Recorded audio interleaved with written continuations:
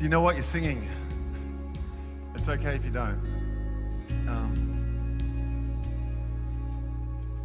What does it even mean, heartbroken sound? I get that question from time to time, and it's a good question.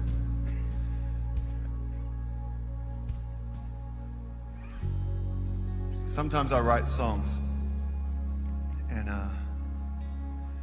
to me, just the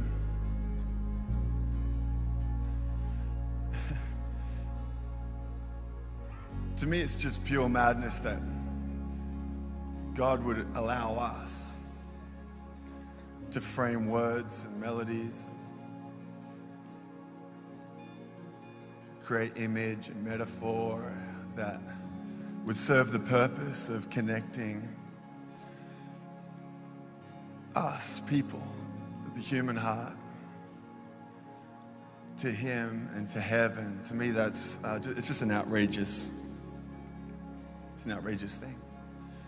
And so sometimes when you are in this process of trying maybe to write a song or to kind of articulate what it is you feel like God's saying or what it is you feel like God's doing in you, you find yourself just completely stumped and lost for words with all to say.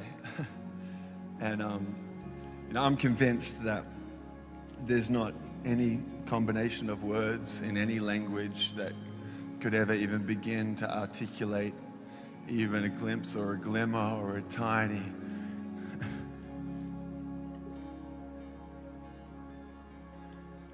glimpse into just how magnificent God is, how holy He is, how glorious He is, and how sovereign and in control and just perfect. And yet we try to. And so sometimes I just feel like the very best that we can bring, even if it was the greatest song that we could ever write or ever sing, at the end of the day, it's a broken song.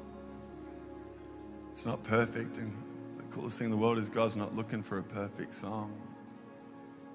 He's not looking for perfect people to sing it. In fact, He goes a step further and He actually says that what He requires is our brokenness, our weakness. And so I don't know how you came to be in this room on this Thursday morning, where you've come from, what your story is, what your church background is, what your personal story is. I don't know what baggage you are carrying, what burdens are weighing on you, what challenges are in front of you. Young, old.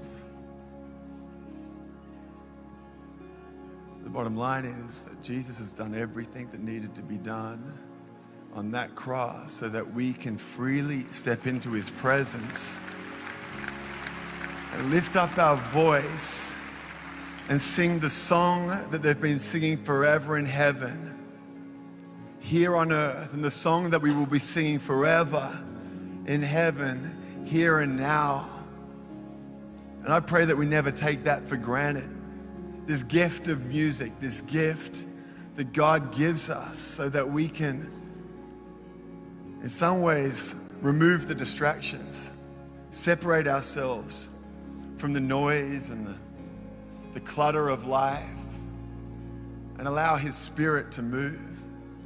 I don't know about you, but I'm grateful that, a conference registration wasn't like, a sheep or a bull or a lamb or whatever it is, oxen, whatever it is, based on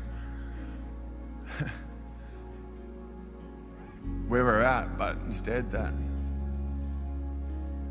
because of the sacrifice we have in the Lamb that was slain, Jesus, we can just come and be ourselves and we can sing. And so I just want to sing one more time from the front to the back. And maybe you don't feel like you measure up. You think this is for everybody else. And you're saying, this is cool, like this is great, but you don't know me, you don't know my story. Well, I don't know you and I don't know your story, but I know Jesus and I know His story. And His story is enough for your story. And His story is your story. And because He is perfect and because His strength is made perfect in our weakness, You're free to be yourself. You don't have to look like that person, worship like that person, act like that guy, be as Christian as Judah Smith, be as awkward as my dad, wear a hat like me, wear a vest like Dave, have a voice like Jad, be as cool as Ariel. You don't need any of that. You can just be yourself, and you can step into this place and the fullness of who God is, and you can lift your voice, and you can connect your heart with the sound and the heartbeat of heaven, and you can sing holy, singing holy. Come on.